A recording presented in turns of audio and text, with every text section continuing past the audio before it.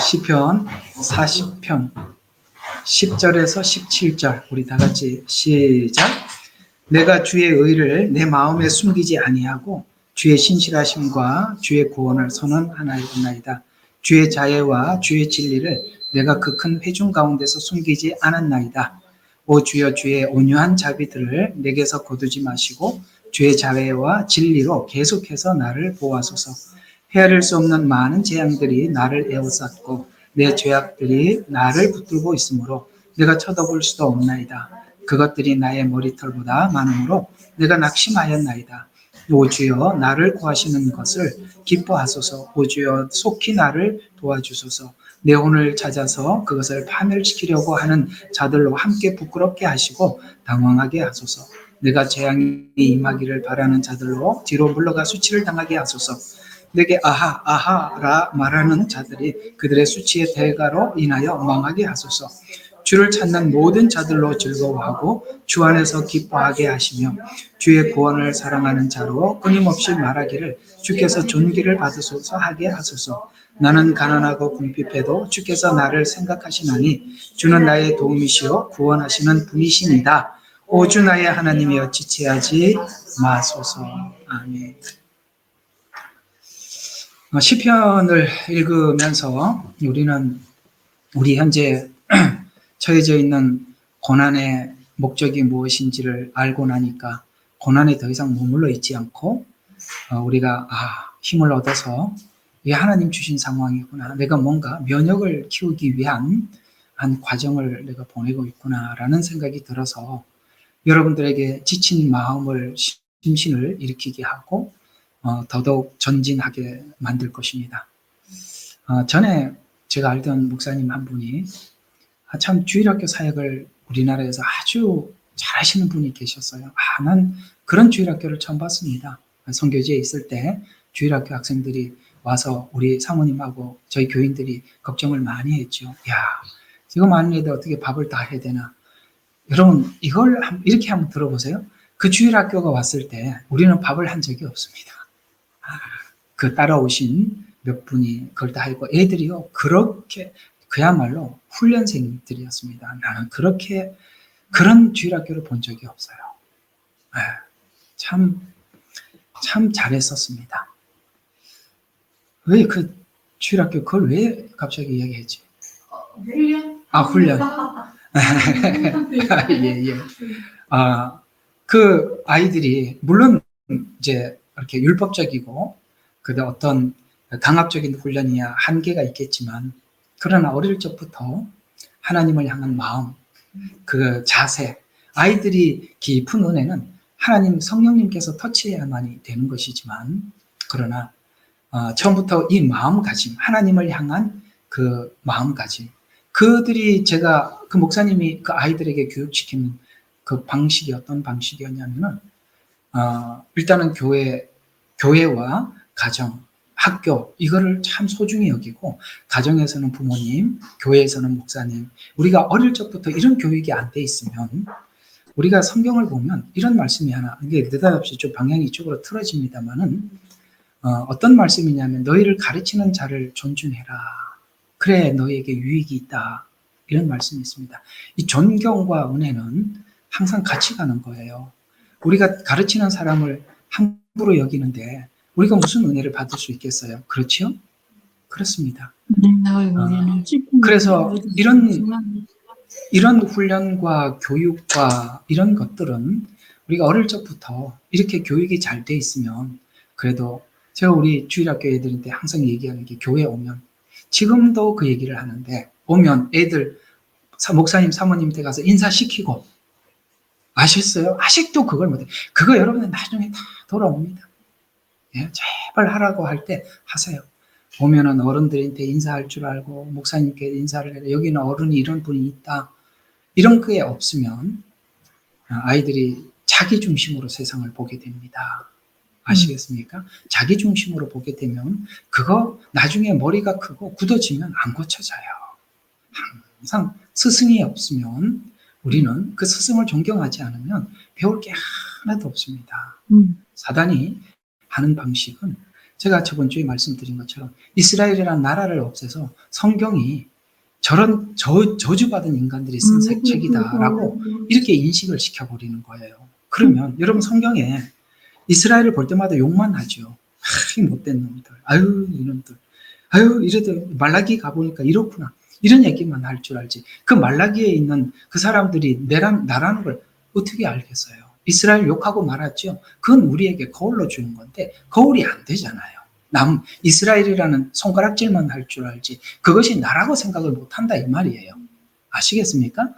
그래서 하나님께서 이 교회라는 곳에는 질서를 세우신 것입니다. 이 질서라는 것이 기분 나쁜 게 아니라 질서는 예의 바른 것입니다. 하나님 앞에 예의 바를 때 우리는 은혜를 받게 되는 것입니다. 하다 보니까 이게 내가 이 말을 쓱 지나가면서 해야 될 것 같아서 자꾸 머릿속에 맴돌아서 오늘 설교가 안 될 것 같아서 조금 이야기를 해드리면, 우리 참 우리 김은기 집사님 오늘도 아까 그 얘기를 좀 올렸지만은 그렇게 외치고 하다 보니까 사람들이 모여들게 되고, 또 하나님께서 저희들에게는 이미 김원기 집사님 하기 전에 몇 년 전부터 하나님께서 우리 사모님 꿈과 환상을 통해서 이 교회를 보여주셨어요. 그래서 제가 여러분들에게 이렇게 헌신을 하는 거고, 또 주생명 선교교회에 있는 여러분들은 이런 분들을 우리가 이렇게 많은 분들을 섬길 수 있는, 우리가 뭔가 섬길 수 있다는 것만 해도 여러분들은 참 감사하게 생각해야 돼요. 이게 이렇지 않으면 이게 다 틀어지는 거예요. 서로가 저쪽도 우리를 감사할 수 있어야 되고 우리도 그를 감사할 수 있어야 되고, 우리가 뭔가를 할 수 있다는 게 얼마나 감사한 일입니까? 그렇잖아요? 우리 모두가 마음을 다 내려놓고 내 얼굴 나타내지 않고 내 모든 걸 양보할 때 그 모든 혜택은 다른 모든 사람들에게 골고루 얻어지는 거예요. 훨씬 더 크게 얻어지는 거예요.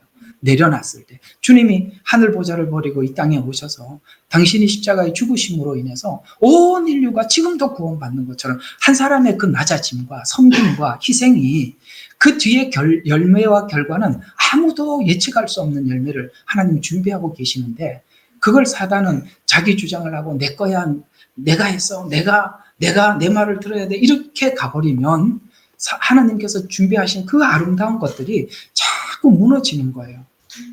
아시겠어요? 그런 것을 우리가 서로 귀히 여길 줄 알고 존중하게 할 줄도 알고, 참 저분이 저렇게 하셨구나, 하나님 아시면 돼요. 그렇지만 우리도 그런 마음을 가지고 존경해줘야 내게 은혜가 되는 거예요. 이거 화면들은 왜 이렇게 조금밖에 안 켰어요? 안 보이네. 아셨어요?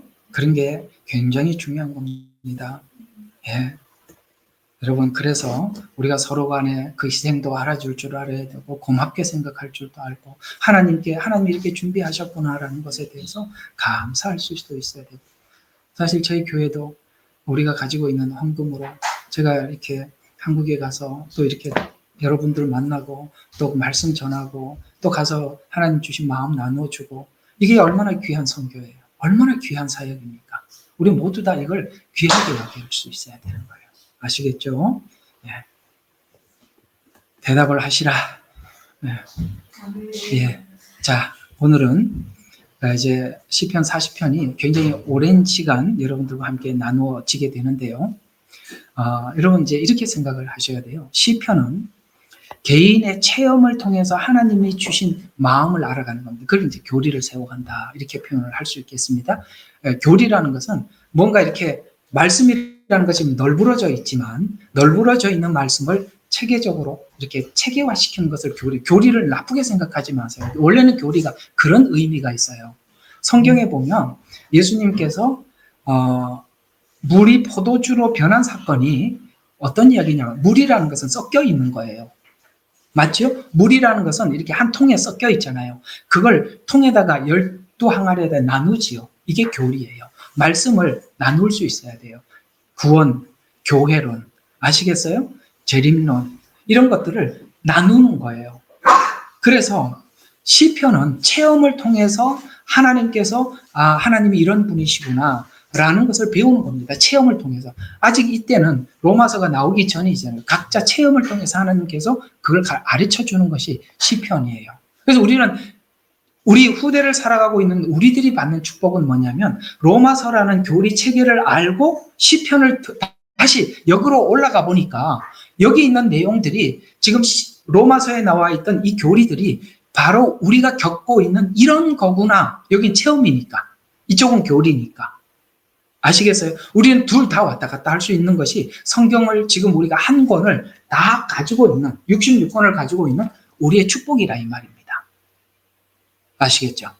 로마서 강해로 들어보면 머리로는 이렇게 저렇게 정리가 되는데 그것이 실제 우리 생활 속에서 어떻게 하나님이 일하셨는가는 시편에 나와 있고 시편을 읽어보면 내가 겪었던 것들이 바로 이런 것을 가르쳐주기 위한 것이었구나라고 체험이 뭐가 된다고요? 믿음이 된다고요. 그게 시편이라 이 말이에요. 그러니까 로마서는 그냥 우리가 교리적으로 배운 거라면 시편은 체험과 교리를 엮어서 여러분들에게 전달해주고 있는 거예요. 그러니까 여러분들이 가지고 있었던 체험들이 뭔지 많이 공감이 되잖아. 그죠? 그겁니다. 그래서 그러면 시편과 로마서를 여러분들에게 말씀을 드렸는데 제가 이게 여러분들에게 참 자랑하고 싶은 건 뭐냐면 빌립보서예요. 이 빌립보서는 사실 바울이 가장 마지막 노년기에 그가 체험과 로마서, 교리를 합산한 자기 인생 속에서 겪었던 모든 것을 완전히 체계화시켜서 우리의 신앙의 정상을 바라는 하나님의 목적지가 여기다라고 가르쳐주는 게 빌립보서예요. 그래서 빌립보서는 여러분들의 신앙에 하나님 가장 목적하는 그리스도의 장성한 분량이라고 성경은 표현하고 있는 그 지점이 어딘가라고 알고 싶다면 빌립보서에 있는 말들을 자세히 보시오. 그것도 이걸 하나님의 그 목적을 정확히 모르면 빌립보서가 전혀 다른 방향으로 내게 능력 주시는 자 안에 모든 것을 할 수 있느니라 이 말을 어떻게 해석하느냐 완전히 다른 거예요. 완전히 기복신학이 해석하는 것과 진짜 복음을 가진 사람이 해석하는 것은 완전히 반대길이라는 걸 아셔야 돼요. 옛날에 우리 기독교 서점에 가면 그 신방 갈 때마다 액자 하나씩 붙여줬잖아요. 그래서 거기 보면은 액자의 내용들이 몇 가지가 뻔한 게 있어요. 뭐니까 이 가정에 복을 주시고 이렇게 시작은 미약하나 나중은 장대하리라. 또 무슨 말씀이냐면은 내게 능력 주시는 자 안에 모든 것을 할 수 있다. 뭘 할 수 있는데요? 그걸 어떻게 해석하느냐 이거예요. 그걸 어떻게 해석하느냐. 예, 내게 능력. 왜 바울이 그 말을 했느냐? 그 앞에 상황을 쭉 보시라 이 말이에요.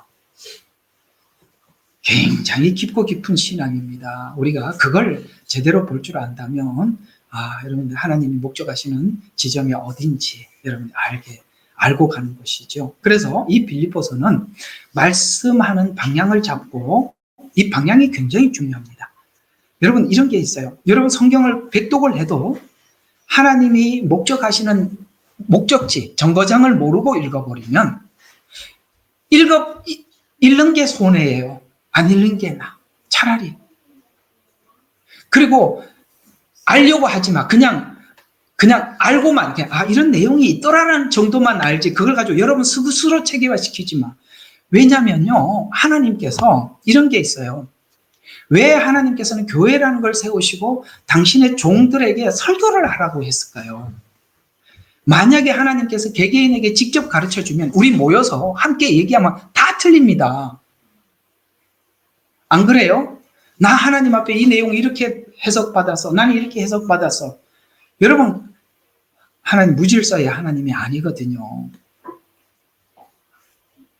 아시겠습니까? 예. 우리가 이런 생각을 해봐야 돼요. 그러면 우리 역으로 한번 물어봅시다. 여러분들은 그 목사님들이 하나님 앞에 부름을 받았던 이야기 들어본 적이 없잖아요. 그냥 주의 종이 어떤 힘이 목사가 어떤 욕이나 할 줄 알지. 그분들도 하나님 앞에 부름받은 과정이 있단 말이에요. 그러면 그건 다 거짓인가요? 여러분들에게 오는 것만 진짜고 주의 종들을 하나님이 부르시고 연단시키고 세우시고 이런 과정들은 그러면 그 사람은 다 마귀 소리 듣고 여기 온 건가요? 아니란 말이에요. 하다 보니까 실수를 하고 죄를 범하고 그런 걸 보고 우리가 비난을 하는데 아니요. 다 그도 하나님 앞에 콜링을 했던 그 많은 과정들이 있는 거예요. 왜 그렇게 하나님이 불러서 세웠겠어요? 왜 베드로에게 내 양을 맡겼겠습니까? 베드로가 그 양떼를 맡기 전까지 그가 어떻게 했는지 아시죠? 그런 실수 없이 하나님 앞에 온전한 자로 부름받기는 어려운 거예요.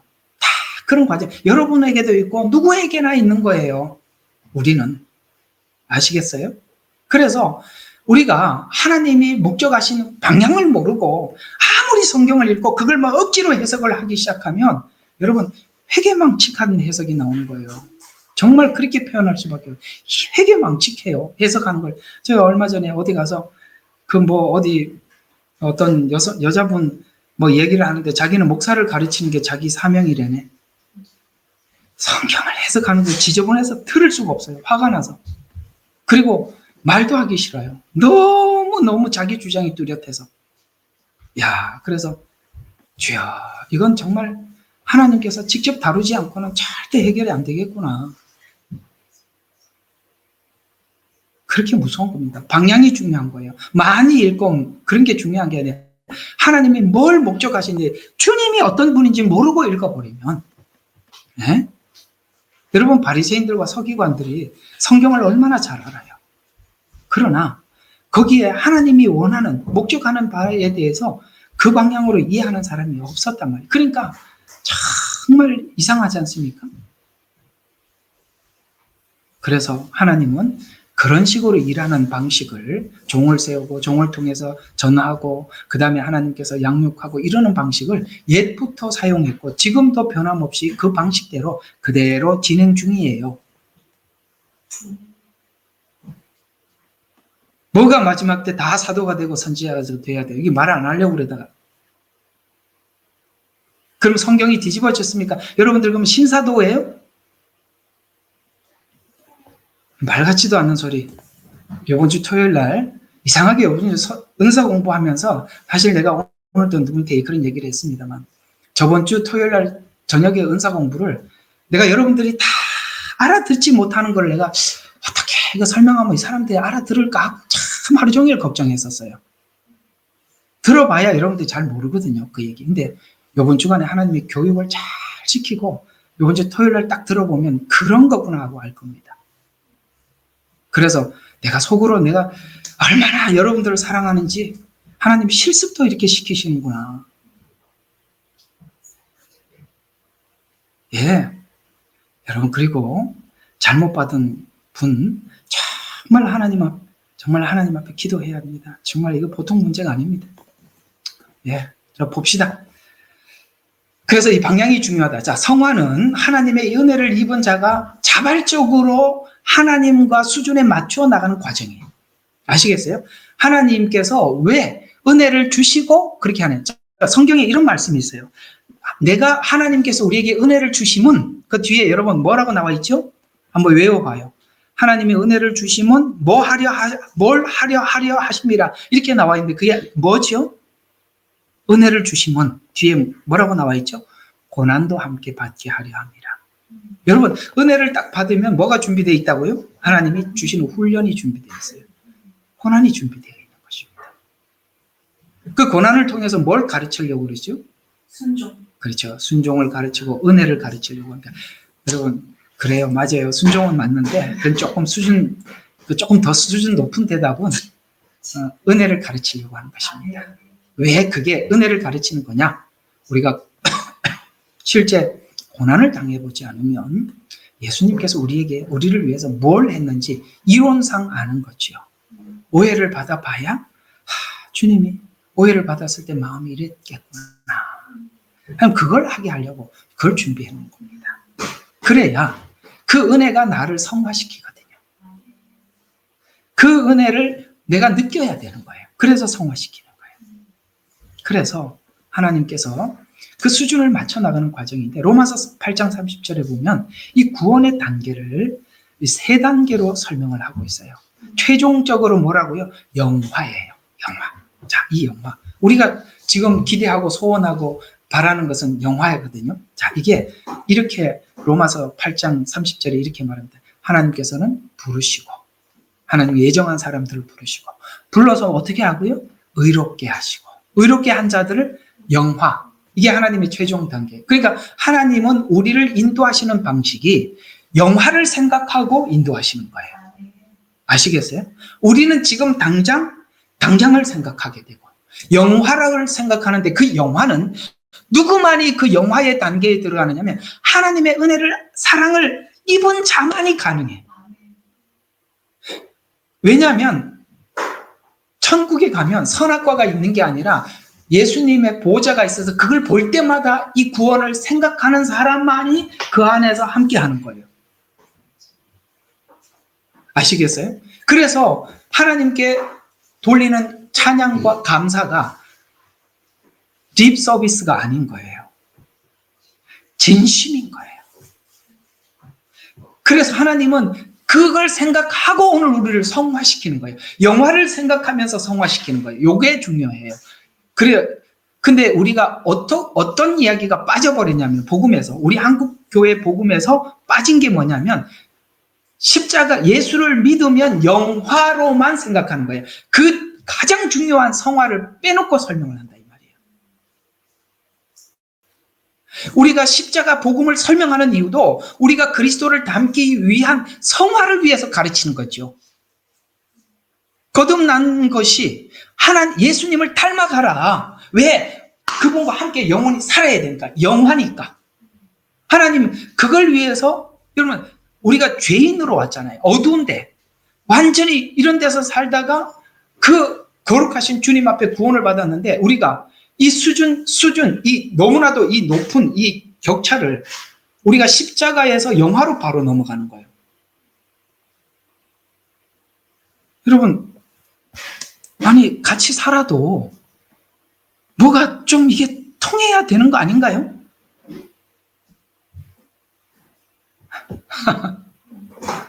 그걸 하나님이 하신다는 거예요. 사실은 우리가 기독교에서 복음이 칭의의 복음이 전파되면서 함께 계속 이 성화와 어떤 관련이 있고 여러분들이 왜 하나님 앞에 자발적으로 여러분 자신을 거룩한 삶으로 돌이켜야 하는지를 이 칭의를 설명을 하면서 계속 성화가 되도록 그걸 종용하도록 힘을 주고 그걸 설명을 해줘야 되는데 칭의에서 바로 영화를 설명을 하니까 성화를 설명하는 사람이 이상하게 돼버린 거예요. 성경은 구도가 이렇게 되어 있어요. 출애굽기를 봐도 이스라엘 백성들이 애굽에서 나온 사건은 앞에 몇 장에서 끝이 나요. 출애굽기가 길잖아요. 40장까지 있나요? 아마 굉장히 길걸요? 출애굽기 몇 장까지 있냐? 아마 40장 맞을 겁니다. 예, 맞네요. 40장입니다. 그런데 이스라엘 백성들이 출애굽한 사건은 앞장에 몇 장 나오고 끝이에요. 이게 칭의예요. 광야 생활이 대부분이에요. 민수기도 그렇고 레위기도 그렇고 다 광야 생활을 다룬 이야기입니다. 광야 생활은 성화거든요. 그러니까 성경이 뭐가 많아요? 성화예요, 대부분. 성화를 이야기하는 부분에서 사람들이 실패하고 넘어지는 게 있어요. 근데 그걸 가지고 칭의에다 대입을 시켜버리면 요거 하면은 천국 가고 요렇게 하면 지옥 가는 거예요. 항상 벼랑 끝에 이쪽은 천국이고 한 발 잘못 디디면 지옥이고 한 발 잘못 디디면 천국이고 희한한 거예요. 너무 성경이 말하는 거하고 너무 다르지 않아요? 성화를 칭의에다가 막 섞어가지고 이게 뭔 이야기 하는 건지도 모르고 그렇게 간다 이 말입니다. 성화가 굉장히 중요하고 대부분의 성경은 이걸 다룬다는 걸 아셔야 돼요. 그래서 부르시고 의롭게 하시고 그 다음에 영화롭게 하신다. 그래서 신자가 최종적으로 하나님의 영광을 완전히 나타내는 상태를 말하는데 영화롭게 한다는 이 영화롭게라는 말의 뜻은 뭐냐면 원어는 영광이라는 뜻이에요. 이 영광이라는 말을 요한복음에 예수님이 여러 번 사용했었죠. 성도가 영화롭게 되기까지 성도가 반드시 알아야 할 것이 있는데 요한복음 17장 22절과 23절에 보면 예수님께서 하나님께 기도한 기도 내용 속에 이런 말이 있어요. 아버지께서 내게 주신 영광, 이게 영화예요. 그래서 내게 주신 영광을 내가 그들에게 주었사옵나이다. 이게 뭐죠? 죄인들을 위해서 십자가에 죽어서 회개시켜 하나님께 회복시키는 영광. 그걸 내게 그 직분을 주셨다는 거야. 그래서 영광을 내가 그들에게 주었사옵나이다. 그리하여 우리가 하나 된 것 같이. 그렇게 내가 십자가를 지고 저들을 내 안에 데리고 내 안에 넣어서 내 안에, 아시겠어요? 예수 안에 데리고, 우리를 데리고 하나님 앞에 데리고 가서 나를 받아준 것처럼 내 안에 있는 그들을 받아달라. 이 얘기예요. 봐봐요. 그리하여 우리가 하나 된 것까지. 우리, 여기서 말하는 우리는 누구예요? 하나님과 예수님 사이를 이야기하는 거예요. 예수님과 하나님 사이는요, 정말 완벽한 하나잖아요. 그런 것처럼 우리가 하나인 것 같이 우리도 하나가 되려 하는 것입니다. 우리도. 그런 거예요. 예수님이 구원하셔서 하나님께 데리고 간 우리 모두가 지난날 아버지와 아들이 예수님이 하나가 된 것처럼 우리도 그렇게 해야 되는데, 우리가 거기에 하나가 되려면 예수님과 하나님 사이는 사랑 안에서 하나가 되어 있는데, 우리도 하나님의 사랑을 보고 듣고 믿고 가슴에 넣어서 하나가 되는 거예요. 그러니까 하나님은 사랑이시라 요한 1, 2, 3, 4예요. 됐죠?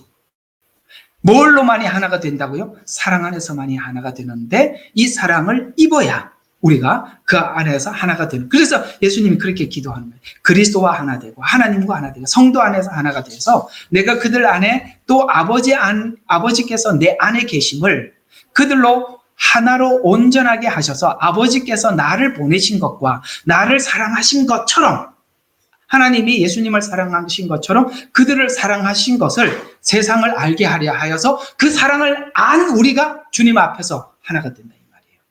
그러면 하나님은 하나를 뭘로 만들었다는 거예요? 사랑 안에서 하나 만들었다는 거예요. 우리가 교회도 그렇고 우리 예눈방 교회도 그래요.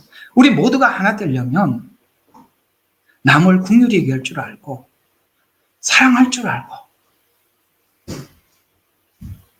항상 이거는 그냥 멀리 있는 상식적인 이야기고, 살 때 보면 사랑이 어디 간지 하나도 없고, 배우면 뭐해요? 그래서 25절 계속 24절 보면 이 영광이 어떤 영광이냐면 창세 전에 하나님과 함께 가졌던 그 영광이랍니다. 창세 전에. 그래서 26절에 보니까 그 사랑이 그들 안에 있게 하고 또 내가 그들 안에 있게 하려 함이라. 아시겠습니까? 사랑은 붙입니다. 비판은 갈라지는 겁니다. 우리가 똑같이 말씀을 배워도 뭘 담아내느냐가 다른 겁니다. 사단의 역사는 무조건 갈라내는 겁니다. 하나님의 역사는 하나됨입니다. 무엇으로도 이것을 변론할 수 없어요. 아시겠습니까? 예. 자, 로마서 8장 30절에 보니까 영화롭게 하셨느니라 라는 이 말씀이 로마서에는 이렇게 말씀하고 있습니다. 자, 영화롭게 하셨느니라로 끝나는 이유가 요한복음 16장 12절과 15절, 그러니까 다가올 일들을 알려주는 것처럼, 자, 요거 요한복음으로 가서 직접 봐야 되겠죠? 요한복음 6장 16장 12절부터 16장 12절부터 한번 보겠습니다. 12절에서 15절. 자, 내가 아직도 너희에게 말한 것들이 많이 있으나 지금은 너희가 그것을 감당할 수 없느니라. 그러나 진리의 영이 그분이 오시면 너희를 모든 진리로 인도하시리라. 그분은 스스로 말씀하지 아니하고 무엇이나 들은 것을 말씀하실 것이요 또 너희에게 다가올 일들을 알려주시리라. 그분이 나를 영화롭게 하시리니 이는 그분이 내 것을 받아서 너희에게 알려주시리라. 아버지께서 가지신 그 것을 모두 내 것이라. 그러므로 그가 내 것을 가지고 너희에게 알릴 것이라고 하지. 무슨 말이냐면 지금 제자들이 이 말을 해도 알아들어요, 못 알아들어요? 아무도 못 알아듣죠. 얼마나 못 알아들었죠? 예수님이 죽기 전에, 죽은 후에 만나자고 했는 장소에 아무도 안 왔습니다. 전혀 못 알아들었다는 얘기죠. 근데 이들이 알아듣기 시작했을 때가 성령이 임하고 난 이후부터 성경이 열렸습니다. 그래서 다 알아들었죠. 그래서 그분이 오시면 뭐 한다고요?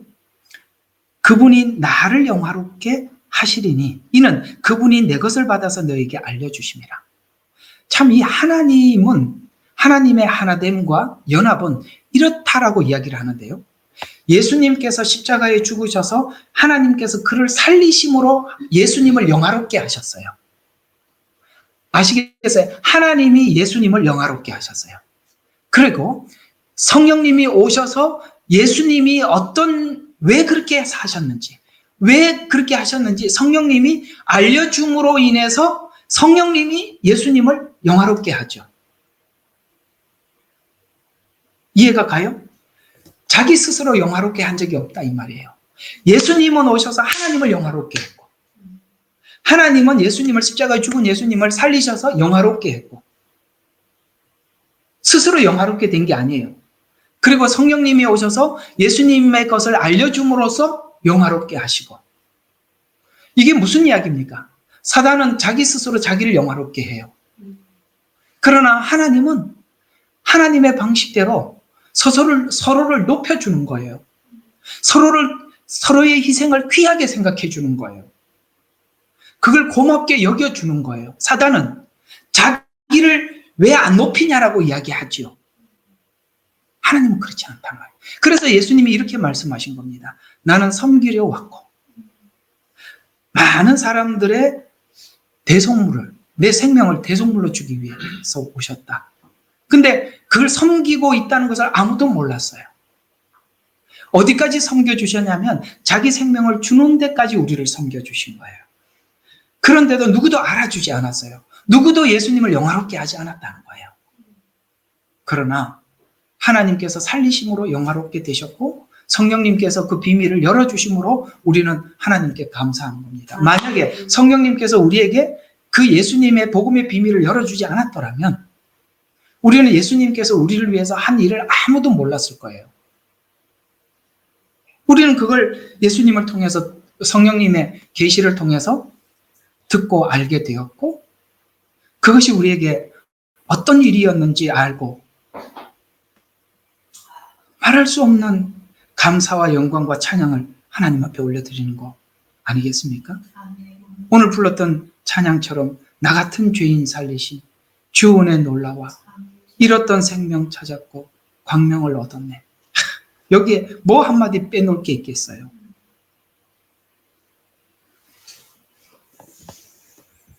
그래서 영화롭게 되기 위해서는 먼저 너희가 예수 안에서 거듭나야 하는데 그러기 위해서는 예수님이 십자가에 죽으셔야만 했다라는 말이 요한복음 17장 1절에서 6절인데요. 그걸 그냥 쭉 설명을 하면 그래서 십자가 순종을 앞두고 기도하기를 내가 십자가의 죽음으로 저들의 죄를 해결하였으므로 이제 저들이 죄인이 아니라 의인이 되었고 이제는 이 은혜를 아는 자로 영화롭게 되었습니다. 라고 하나님 앞에 기도하는 거예요. 그래서 6절에 이상한 말을 하죠. 저들은 하나님 말씀을 지켰습니다. 여러분, 이게 구약에 보면 말라기 끝에 이런 말을 하죠. 너희가 하나님께 내게 예배를 드린 적이 있느냐? 광야에서 예배 드린 적이 없고 지금껏 예배 드린 적이 없대요. 근데 보세요. 예배를 드렸죠. 계속 제사를 드렸습니다. 광야에서도 그렇게 제사를 많이 드렸는데 너희가 내게 예배 드린 적이 있느냐? 무슨 뜻입니까? 그들은 희생제와 그 다음에 번제 이런 외형적인 종교적인 하나님 앞에 예배는 드렸죠. 그러나 한 번도 뭘 안 했다는 겁니까? 마음과 진심을 다해서 하나님께 나가지 않았다는 거예요. 그럼 그들이 했던 열심은 뭔가요? 자기를 위해서 한 겁니다. 맞죠? 우리는 우리를 위해서 예배하지 않습니다. 우리 하나님의 하신 그 귀한 은혜 때문에 그 감사가 우리로 하여금 예배하게 하고 하나님 앞에 봉사하게 하는 것이지요. 그래서 구약에서 하지 않았던 이야기를 하는 것입니다. 저들은 하나님 말씀을 지켰습니다. 아시겠죠? 그래서 하나님을 위해서 기도하신 것입니다. 따라서 영화롭게 된다는 말은 하나님과 하나 되어 함께 간다는 뜻이 되는데 이 영화의 상태는 미래에 완전히 실현될 것이고 하나님 왕국에서 그리스도와 함께 영원히 살게 될 것을 암시하는데요. 10절은 오늘 여기 이제 시편 40편 10절에 보면 다윗이 자신이 의롭게 된 과정, 그 다음에 의로움 이후에 올 영화의 복음을 회중 가운데 숨기지 않았다라는 것입니다. 여러분, 우리가 여러분에게도 그런 간증이 있을 거예요. 예수님을 만나고 난 이후에 우리 자신이 하나님 앞에 구원을 받았다는 것에 대해서 너무 충격적일 거예요. 전 굉장히 충격적이어서 너무 충격적이어서 정신을 거의 잃을 뻔했습니다. 그리고 정신을 차리고 보니까 뭔 생각이 드냐면 내 부모, 내 아는 사람들, 이 사람들은 어쩌지? 이런 생각이 들더라고요. 그리고 무슨 생각이 드느냐면 내가 평생 이걸 입을 다물고 살 수는 없겠다. 그래서 저는 사실 이렇게 하나님 앞에 나와서 이렇게 목회도 하고 이렇게 평생 이렇게 선교사로 이렇게 살기로 결심을 했던 것처럼 오늘 이 10절의 이야기가 똑같은 감정을 우리에게 표현한 것이죠. 하나님께서 다윗을 어떤 과정을 통해서 자기를 의롭게 해주셨고 그 다음에 의롭게 된 이후에 올 그 영광, 그것을 생각하면서 그것을 자기 속에 자기만 간직할 수 없어서 뭘 한다고요? 회중 가운데 숨기지 않았다라는 말은 전도했습니다. 선교했습니다. 복음을 외쳤습니다. 이런 이야기가 되는 것입니다. 이런 이야기들이 이 확신, 하나님 앞에 내가 의롭게 됐고 그 다음에 이 의롭게 된 것을 나 혼자 가질 수 없어서 다른 타인들에게 외칠 수밖에 없었던 이 내 마음속에 믿음의 자신감이 어디서 나온 건가? 로마서 8장으로 가봐요. 이게 바로 여기서 나온 거거든요. 로마서는 아시다시피 여러분에게 구원을 쭉 설명한 내용입니다.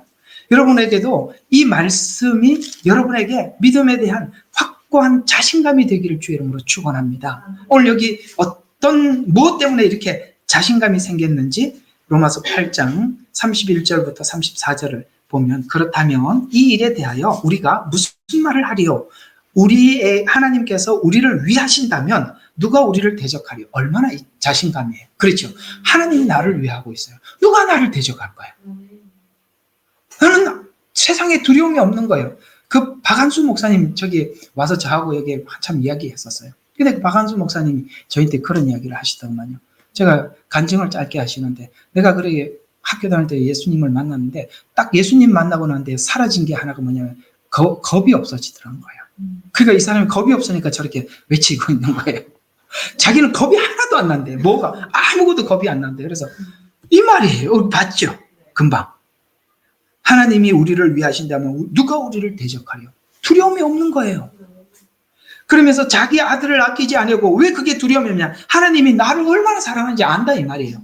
그래서 자기 아들을 아끼지 아니하고 우리 모든 사람을 위하여 내어주신 분이 어찌 그 아들과 함께 모든 것을 우리에게 값없이 주지 않겠느냐라는 말은 십자가에 우리를 구원하신 하나님이 우리가 성화되기 위해서 필요한 걸 왜 제공하지 않겠느냐? 구하라 찾으라 두드려라. 이 말이 그 말에 너희는 그 나라 그 의를 구하라. 이 같은 이야기라 이 말이에요. 이건 우리에게 필요한 걸 구하라는 뜻이 그런 막연하고 단순한 이야기가 아니라 너희들을 십자가에서 구원하신 그 하나님께서 우리를 성화되는 과정을 위해서 구하는 거 아까워할 게 뭐가 있다고 생각하느냐 이 말이거든요. 값없이 주지 않겠느냐. 그 다음에 뭡니까? 하나님께서 택하신 자들을 누가 혐의를 씌우리요? 의롭다 하시는 이는 하나님인데 네가 불의하다라고 이야기했는데 네가 불의한 게 아니라 사람이 너희한테 그러는 거다. 하나님이 너희한테 의롭다고 하면 우리는 의로운 거예요. 누가 우리 보고 뭐 죄인이니 뭐니 그런 이야기. 난 사실 이번에 이렇게 참 이게 저도 속이 좁아서 그렇겠지만 어디 가서 내가 이렇게 뭐 이단이니 뭐 어쩌니 이런 설명하는 난 살아생전에 생전 처음 들었어요. 나는 정말 살아생전에 생전 처음 듣는 이야기예요. 여기 우리 같이 예배 참석한 우리 아마 이 30년, 그러니까 20 몇 년 전이야. 그분들도 지금도 와서 같이 예배 드리고 있어요. 아니, 그러면 내가 그 사기꾼이었으면 그 사람들이 지금도 이렇게 같이 할까요? 30년, 20년? 난 참, 이게, 이번 주 토요일 날 한번 말씀드리겠습니다. 이 은사가 잘못 풀어지면 얼마나 무서운지 설명을 해드릴게요. 그래서 은사는 은사에게 공부를 하고 제재를 받아야 되는 거예요.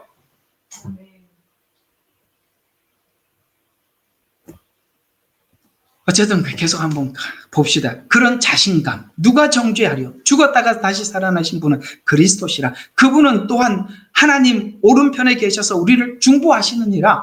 그러니까 중보한다는 그 자신감. 정죄 하나님이 의롭다 하신 그 자신감. 아들을 주시니가 모든 것을 주신다는 여기에서 우리는 모든 자신감이 여기서 나오는 거예요. 그리고 이 자신감에서 오는 각오. 그게 35절부터예요. 자, 35절부터면 누가 그리스도의 사랑에서 떼어놓을 수 있으리? 환난이나 곤경이나 박해나 기근이나 헐벗음이나 위협이나 칼이나 기록된 바 우리가 주를 위하여 총일 죽임을 당하여 도살할 양으로 여김을 받았나이다 라고 하였느니라. 그러나 이 모든 일에서 우리가 사랑하시는 그분으로 말미암아 우리가 이기는 자들보다 더 나으리라. 내가 확신하는 이 확신이 여기서 나온단 말이에요. 확신의 자신감이 여기서 나오는데요. 사망, 여러분 마지막 때 두려워하지 마세요. 하나님이 나를 사랑하는 사랑이 하나님께서 사망의 권세를 이겼잖아. 그렇죠? 사망의 권세를 이겨서 우리는 부활을 약속을 받은 사람들이에요. 그러니까 사망도 우리를 어떻게 할 수 없어요. 그래서 사망이나 생명이나 천사들이나 이 영계예요. 정사들이나 세상의 권력, 힘, 권세들이나 현재 일이나 다가올 일들, 높음, 깊음, 다른 피조물이라도 우리를 그리스도 예수 안에서 있는 하나님의 사랑에서 떼어놓을 수 없다는 확신 내에서 오는 자신감과 각오. 이게 우리 신앙이라는 말이에요. 우리가 구원에 대한 이야기를 로마서 8장까지 와서 이렇게 결론을 내리고 있다는 것은 네가 구원을 제대로 이해했다면 이렇게 끝이 나야 한다. 이 말입니다. 여러분, 지금 여러분들이 이해하고 있는 구원이 이렇게 끝이 났나요? 그러면 여러분이 구원을 제대로 이해한 것입니다. 자, 이 자비로우심이, 시편 40장 11절에 보니까, 이제는 이 하나님의 은혜를 입었어요. 그 다음에 우리가 해야 될 일이 뭔지를 11절에 이렇게 설명하고 있어요. 이 자비로우심이 나의 삶을 주관하게 하시고 있음을 유지할 수 있도록 도와주세요. 여러분, 이게 감동으로 한번 지나가는 것이 아니라 내게 계속 공급되기 위해서 하나님 앞에 기도하는 것입니다. 공급되기 위해서. 여러분, 공급되는 게 어떻게 공급이 되느냐면, 자, 여기 보면 거두지 마소서 자애와 진리로 계속해서 나를 보호해 주십시오. 라고 이야기를 합니다. 왜요? 우리 이런 일이 있기 때문에. 갈라디아서가 권하는 권면이 너희가 은혜로 시작했다가 뭘로 끝나요? 율법으로 마치려느냐라는 질문과 같이 우리가 받은 은혜로 가지고 성화하고 영화에 나를 기대하고 이렇게 쭉 가야 되는데 이상하게 은혜로 시작했다가 이제는 법칙으로 돌아가. 그러면 안 된다 이 말이에요. 법칙으로 돌아간다. 제가 참 자주 이야기하는 거지만 여러분, 이 은혜를 설명하는 것처럼 어려운 게 없어요. 은혜가 왜 설명하기 어려운 거냐면 원인이 없는데 결과가 너무 커. 이걸 어떻게 설명을 할 수가 있겠어? 그죠? 우리가 구원을 받고 난 뒤에 가장 먹먹했던 게 뭐냐면 내가 하나님 앞에 한 게 없는데 이렇게 큰 걸 주셨다는 게 믿을 수가 없는 거예요.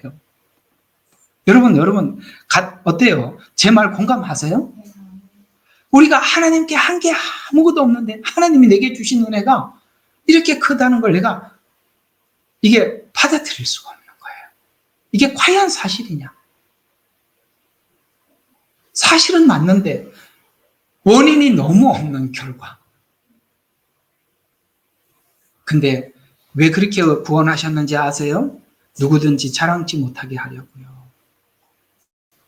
아시겠어요? 예. 무법칙에서부터 시작해서 무법칙으로 끝나는 이유는 우리도 무법칙으로 하나님 앞에 살으라는 거예요. 뭘 했으니 뭘 해주세요라는 말 하지 말라는 겁니다. 이유와 조건이 없다 이렇게 이야기를 하는 것이죠. 그래서 우리가 이걸 유지하는 것이 중요한데 유지하도록 돕기 위해서 뭐가 필요하냐? 이렇게 공동체, 교회 생활이 필요하다는 거예요. 홀로 떨어져 있으면 이게 안 돼요. 교회에 오면 신앙생활 하다 보면 예배드리고 예쁜 옷 입고 어서 오세요, 안녕히 가세요 끝나는 게 아니라 참여하다 보면 내 속에 다 보여줘야 되는 날이 온다 이 말이에요. 그걸 다 보여줘야 되고 봐야 돼요. 그리고 그걸 서로 간에 끌어안고 나누어서 서로가 나누어서 짐을 져서 그 사람을 세워주는 일을 해서 다 엄마 아빠가 되는 거예요. 애들을 안 키웠는데 어떻게 아빠가 되겠어요? 아기를 키워야죠. 그래서 이 교회 생활은 그런 거지. 예쁜 옷 입고 목사님 맞습니다. 일하고 갑니다. 예쁜 옷 입고 돌아가고 집에서는 애들한테 얘기를 들어보면 이게 그 사람 맞나 싶은 생각이 들잖아요. 응? 그래 참 주일학교 선생님 하기 힘든 게 내 아들과 딸 중에 하나가 주일학교가 있으면 걔는 절대 말 안 들려요. 정말 어렵죠. 예. 가족들이 맞아요 그러면 다 맞는 거예요. 가족들이 아니라 그러면 아닌 거예요. 남들이 옳다라는 것을 속지 마세요. 가족이 옳다 그래야 옳은 겁니다. 그래서 우리가 교회 생활이 필요한 거예요. 하나님의 자비를 얻은 은혜가 짙게 깔려있지 않으면 본성적으로 율법으로 돌아가려고 하는 유혹을 받기 때문에 그렇습니다.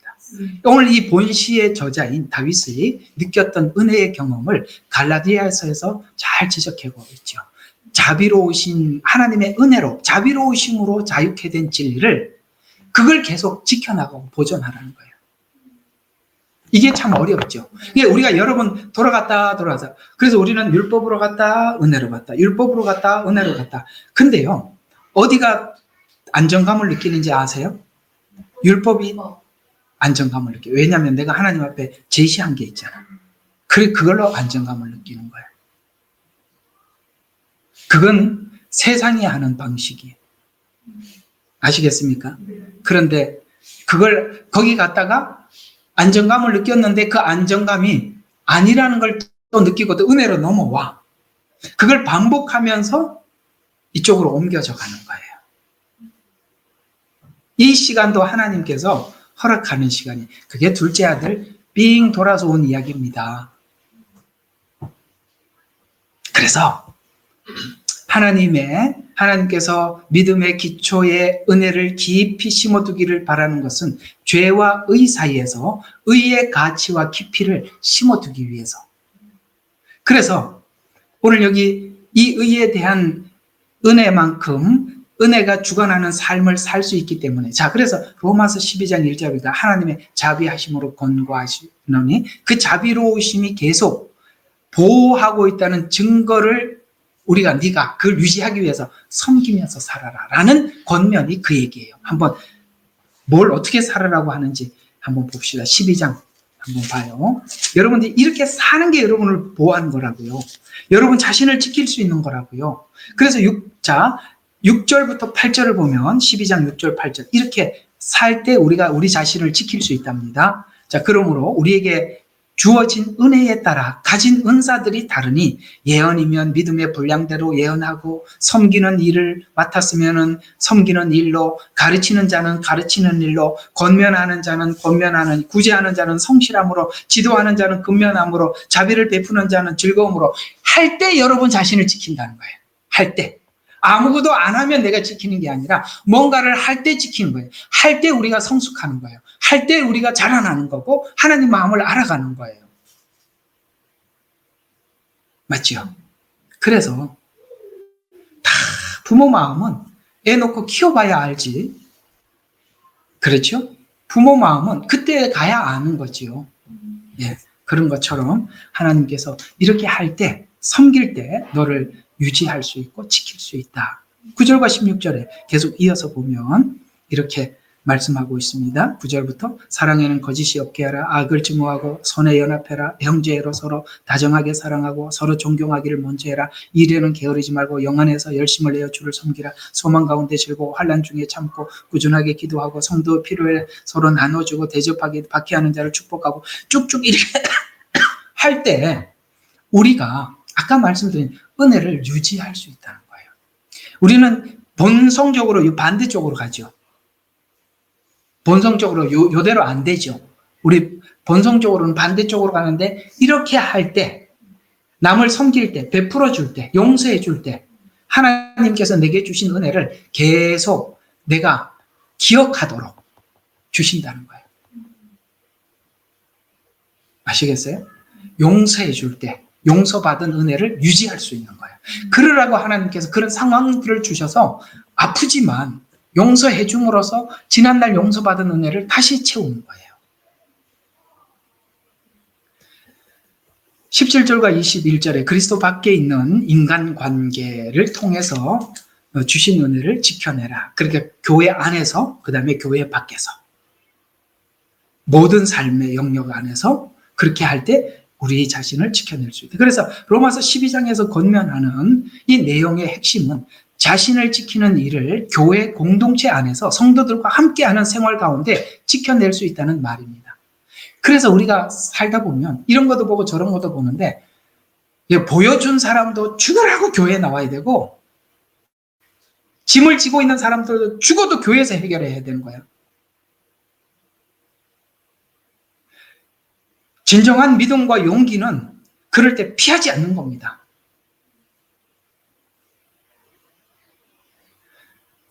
다 이런 과정 지나서 우리가 자라가는 거예요. 다니다 보면 그런 생각이 들 때가 있죠. 여기만 교회냐? 뭐 이런 생각이 왜 안 들겠어요?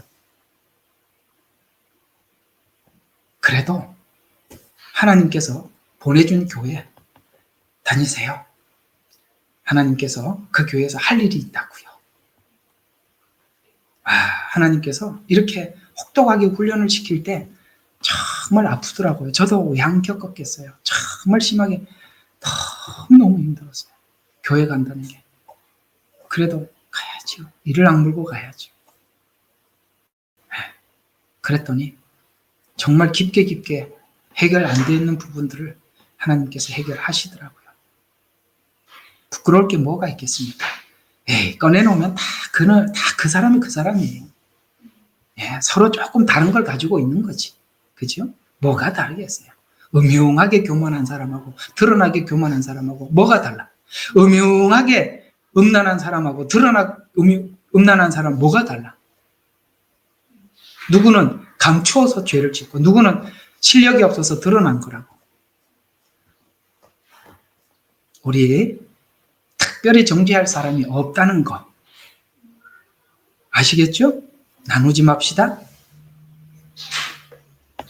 그래서 우리가 소속감을 가져야 지킬 어떤 돌발적인 일이 발생하더라도 자신을 지키기 위해서는 자신의 교회를 사수하고 평범한 일상적인 예배를 지키는 거예요. 그래서 여러분, 예배 성공이 여러분의 신앙의 성공이에요. 무슨 일이 있어도 예배는 지키는 거예요. 무슨 일이 있어도. 정말 이거는 너무 중요한 겁니다. 우리가 제일 힘들면 예배를 잠깐 쉴 생각을 하게 돼요. 그걸 아셔야 돼요. 그 쉬고 난 뒤에 여러분들이 어떻게 변형될지는 아무도 예측 못한 거예요. 사단이 딱 계획을 잡고 좀 쉬어라. 그 어떻게 가냐? 그 네 얼굴에 창피해서 좀 쉬어. 그 이후에 쉬고 난 이후에 회복이 여러분 예수님께서 예루살렘에 그 당시 예루살렘의 사람들이 절기를 따라서 쫙 그 마을 사람들이 동시에 올라가서 가족이 손잡고 가는 게 아니라 엠마오 사는 사람들이 엠마오 마을 사람들 쭉 올라가고 저쪽 동네 사람들 올라가고 이렇게 마을 사람들끼리 올라갔어요. 그 다음에 끝나고 난 뒤에 내려갈 때 부모가 당연히 예수님이 그 마을 사람들 가운데 함께 있을 줄 알았어요. 그래서 보니까 없어. 그래서 며칠 찾았어요? 3일을 찾았어요. 여러분, 잃어버리는 거는 하루예요. 그러나 회복은요, 훨씬 어려운 거예요. 그걸 유지하는 게 그렇게 중요한 겁니다. 유지하려면 제가 말씀드린 대로 죽으나 사나 예배 오세요. 이랬든 저랬든 보기 싫은 사람이 있든 말든 여러분 자신이 예배를 지키세요. 그러면 여러분들도 모르게 내가 알지 못했던 시험이 나도 모르게 넘어가고 있는 겁니다. 나도 알지 못하는 사이에서 내가 성숙해 가는 겁니다. 그런데 그게 빠지고 하나님 말씀 주시는 말씀을 공급을 못 받으면 상당히 빠른 속도로 깊은 수렁에 빠져들어가는 거예요. 그래서 예배 생활이 중요하고 일상적인 예배가 아무것도 아닌 것 같아도 그렇게 중요한 거고요. 그래서 사실 저희가 화, 수, 목, 금, 금요일 날은 격주지만 토, 주일 2번 제가 이렇게 하는 이유가 제가 여러분들에게 항상 내가 이 자리에 서 있고 싶은 거예요. 그래야 여러분 스스로가 살아낼 것 같아서. 내가 아프지 않으면 여기 서서 내가 매일 이 자리를 지키는 것이 여러분들을 지켜주는 일이라고 생각하고 저는 이 자리를 사수하고 있는 겁니다. 그래, 거기 가면 항상 목사님이 계시지. 거기 가면 항상 말씀을 들을 수 있지. 그거라도 내가 해드리면 여러분들이 여러분을 지켜나갈 것 같아서. 매일 이렇게 떠들고 하나님 말씀 외치는 것입니다. 예, 됐습니다. 아시겠죠? 그러니까 여러분들도 여러분 자리 지켜주세요. 저는 제 자리를 늘 지켜드리도록 최선을 다하겠습니다. 특별한 일이 없는 한. 예, 그렇게 하겠습니다. 그래서 사단은 신자들의 일상생활을 잃어버리게 합니다. 그래서 이제는 그것을 지키는 일에 혼신을 다해야 된다는 거예요.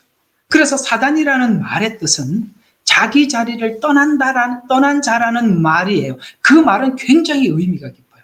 여러분, 성도는 성도의 자리를 지켜야 돼요. 목회자는 목회자 자리를 지켜야 하고, 아시겠습니까? 아들은 아들 자리를 지키고, 딸은 딸의 자리를 지키고, 부인은 아내 자리를 지키고, 어머니 자리를 지키고, 아빠는 남편의 자리와 아버지 자리를 지키는 거예요. 그 자리를 지키고, 그 자리를 지키는 상황 속에서 하나님께서 많은 각자가 다른 어떤 하나님의 주신 은혜와 체험을 주시는 거예요.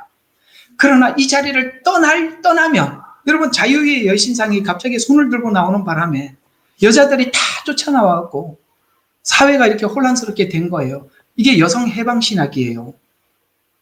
노동자들이 자기 일자리 가서 열심히 일을 하면 되는데 노동자들이요, 일어나라 이러는 바람에 사회가 이렇게 혼란스러워지는 거예요. 가정이 파괴가 되는 거예요. 아시겠습니까? 질서가 파괴되는 거예요. 성경에 그렇게 말했죠. 모세에게 당신에게만 말하냐, 우리에게도 말한다. 하나님의 질서가 깨지니까. 하나님의 질서는 처음에 창세기에 세웠던 질서가 그대로 유지된다니까요. 만약에 그 질서가 깨지고 달라질 것 같으면 하나님이 이렇게 말했겠죠. 20세기에는 이렇게 살아라. 21세기에는 이렇게 변한다. 이런 말이 있겠죠. 그런 말이 하나도 없잖아요. 자기 자리를 지키는 게 중요한 겁니다. 월권 하나님이 굉장히 기뻐하지 않습니다. 자, 이제 오늘은 여기까지. 이제 12절은 다음, 이 40장처럼 오래 한 성경이 없는 것 같은데 40장이 여러분들에게 엑기스가 너무 많다 보니까 여러분들에게 이렇게 많이 전하고 외치고 있습니다. 자, 오늘 이야기들을 한번 정리해 볼게요. 여러분, 우리가 하나님께서 우리를 어떻게 구원하셨고, 그다음에 하나님께서 우리를 어떻게 변화시켜가고, 마지막 최종의 하나님의 영화의 자리까지 이르기까지 우리에게 하나님께서 그런 은혜를 우리의 삶을 통해서, 또 삶을 통해서 있었던 일이 무엇인가라고 묻는다면 하나님이 성경을 통해서 항상 우리에게 대답을 해주셔요. 그걸 우리가 믿고 알게 되었을 때 우리는 침묵할 수 없었어요. 외칠 수밖에 없었어요. 외쳤기 때문에 그 은혜가 내게 다시 살아온다는 걸 아셔야 돼요. 전도를 하면 어떤 은혜가 있냐면 하나님께서 처음에 만나 주셨던 그 만남이 계속 회상됩니다. 그렇게 돌아오는 영혼들을 보면서 하나님의 선하심과 일하심과 나를 구원하셨던 은혜를 다시 회상하게 하고 이런 은혜가 있어요. 또 우리가 은혜를 지키기 위해서는 교회에 하나님 맡겨준 각자의 직분에 따라서 부지런하게 섬기라고 했죠.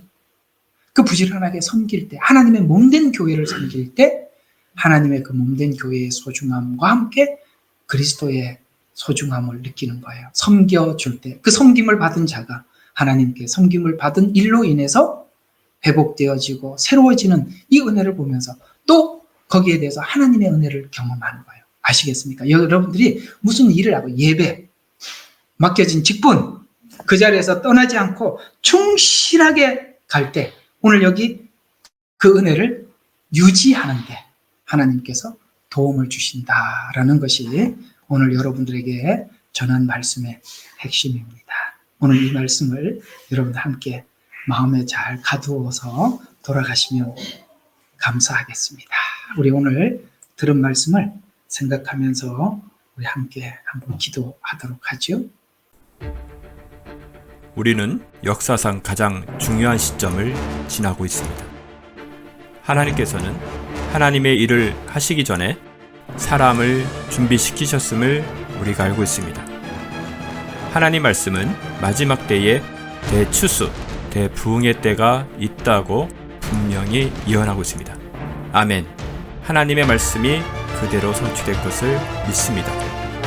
예레미야 눈물은 잠자는 교회와 영혼을 깨우기 위해 노력하고 있습니다. 이 가슴 뛰는 일에 함께 하길 원하시는 분은 카카오 채널로 연락 주시기 바랍니다. 당신은 위대한 하나님의 사람입니다.